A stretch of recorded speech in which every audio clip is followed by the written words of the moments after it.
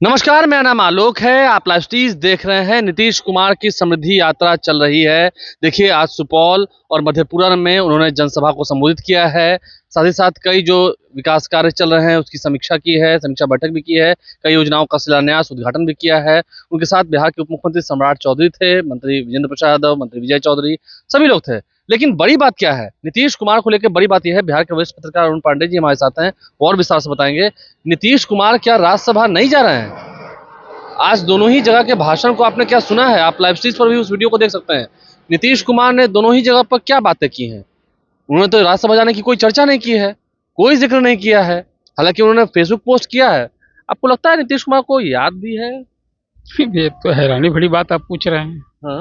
उन्होंने नामांकन पत्र दाखिल किया है और 16 मार्च को वो इलेक्टेड हो जाएंगे। तो अभी इसमें कहाँ कोई सवाल है कि वो आप कह रहे हैं कि दो जगह आज उन्होंने भाषण दिया। आज से उन्हें समृद्धि यात्रा शुरू की है, 6 जिले में जाएंगे।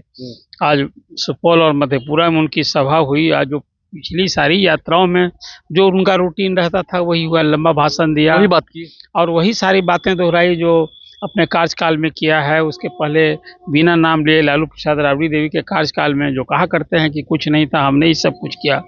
और फिर आने वाले 5 साल में जो 7 निश्चय 3 के तहत जो योजनाएं ली गई है उसको दिखाया, और ये कहीं आभास नहीं दिया जो कि वो इस मुख्यमंत्री के पद से इस्तीफा देने वाले हैं। जो उनका अंदाज था, जो बातें कह रहे थे, उसी कंटिन्यूटी में कह रहे थे। जो कागज में लिखा हो तो पढ़ रहे थे। अब वो कागज में पढ़ रहे थे, लेकिन वो बात में जो कह रहे थे वो मैं कह रहा हूँ, आप कह रहे हैं पढ़ रहे थे। लेकिन जो भाषण दे रहे थे उसमें वो सारी बातें वही उन्होंने कही जो पिछली सभाओं में कहा करते हैं, जो यात्राओं में कहा करते हैं।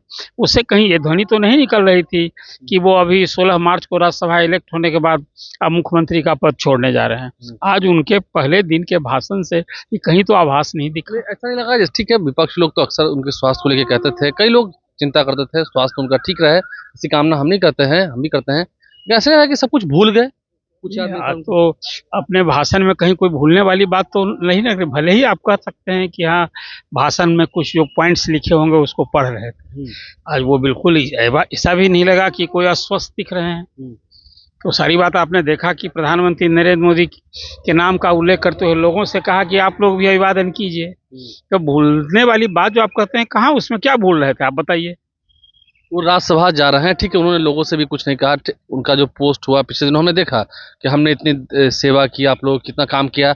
आज उन्होंने क्या कहा, आगे भी इतना काम होगा, अभी और ये सब करेंगे, ये सब हो रहा है, ये सब हमने किया है, तो ये सब हो रहा है, ये सब हम काम आगे करेंगे। तो अभी तो उनका विजन लंबा है, वो कहाँ करेंगे? तो वही तो मैं कह रहा हूँ कि आप जो बता रहे हैं, आज वो मुख्यमंत्री हैं और मुख्यमंत्री के रूप में जो कुछ उन्होंने किया है, आगे उनकी सरकार जो 7 निश्चय, अभी तो 3 ही महीने न हुए हैं, आगे उन्हीं की सरकार करेगी। भले अब जो आप बता रहे हैं कि जो राजनीतिक घटनाक्रम है कि अब वो चले दिल्ली राज्यसभा का मेंबर बनने जा रहे हैं, लेकिन सरकार में जो अभी चीजें दिख रही हैं उसमें अब ड्राइविंग सीट पर बीजेपी बैठेगी।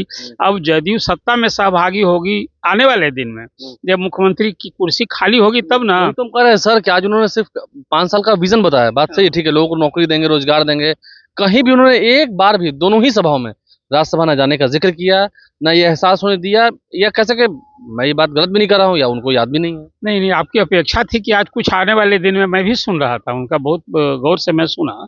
तो आज ये कुछ जो राजनीतिक घटनाक्रम है, राज्यसभा के लिए नामांकन देने के बाद पहली पब्लिक मीटिंग थी और उसमें गए हैं। उन्होंने ये भी नहीं कहा कि मैंने राज्यसभा के लिए नामांकन कर दिया है। मैं कह रहा हूँ तो कहना चाहिए था, ये आपकी अपेक्षा है और मुख्यमंत्री जी लोगों की अपेक्षा थी। लेकिन मुख्यमंत्री ने तो जो काम किया है, जो काम कर रहे हैं आने वाले दिन में, उसी को दोहराते रहे। क्या लगता है आपको? मतलब ठीक है, सम्राट चौधरी ने तो कहा कि इनके मार्गदर्शन में काम होगा, आप आज के भाषण को कैसे देखते हैं? नहीं, आप हम सबको यह आभास है। वही देखिए, जब वो नामांकन कर दिया है राज्यसभा का, उन्होंने अब खुद ही कहा है कि हम जाएंगे पहली बार राज्यसभा, तो उनका इस्तीफा तय न है। अब देखिए, नामांकन के दिन उन्होंने कहा था कि अभी 1 महीना 5 दिन है, वो 10 अप्रैल से उनकी सदस्यता शुरू होगी। अब लोग चाहते हैं, अभी प्रदेश भाजपा के अध्यक्ष ने कह दिया कि 16 तक तो कुछ होगा नहीं, बल्कि 16 इलेक्ट हो जाएंगे वो। अभी 16 मार्च के बाद और 10 अप्रैल के पहले बिहार में सरकार बदलेगी, मुख्यमंत्री बदलेंगे कि 10 अप्रैल के ही बाद बदलेंगे, 16 मार्च के ही बाद बदलेंगे। हाँ, ये बदले, ये सब कुछ अभी सब भविष्य के गर्भ में है। और अभी तो आज पहला ही दिन है, अभी कई जगह मुख्यमंत्री जनता में मुखातिब होंगे, जाएंगे।